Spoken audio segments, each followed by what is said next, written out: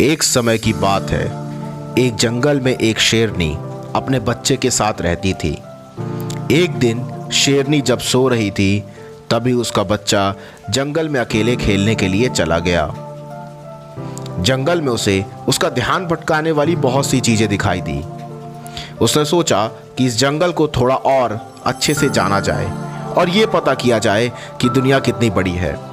लेकिन कुछ ही देर में उसे ये एहसास होता है कि वो जंगल में खो गया है।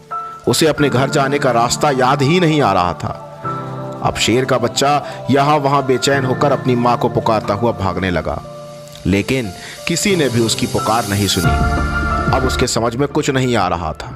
तभी एक भेड़ जिसने अपने बच्चे किसी कारणवश खो दिए थे, वह उस नन्हे शावक की आवाज़ सुनती है और उसे गोद लेने का निर्णय कर लेती है।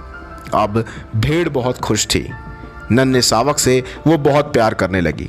कुछ ही दिनों में वह शावक उस भेड़ से भी बड़ा हो गया। कभी कभी भेड़ उस शावक से बहुत डर भी जाती थी, क्योंकि शावक की आंखों में एक अलग सी ही चमक थी। सब कुछ सही चल रहा था। तभी एक दिन एक बहुत बड़ा शेर वहां आ जाता है।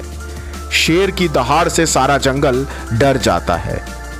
शेर की इस दहाड़ को सुनकर भेड़ कपकपाने लगती है और उसका सारा शरीर सुन्न पड़ जाता है।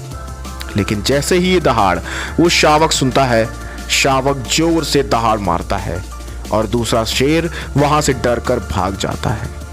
जंगल के सारे लोग आश्चर्यचकित हो जाते हैं, क्योंकि आज तक उस शेर को जो लोग भेड़ का बच्चा समझते थे, वो तो एक शेर निकला।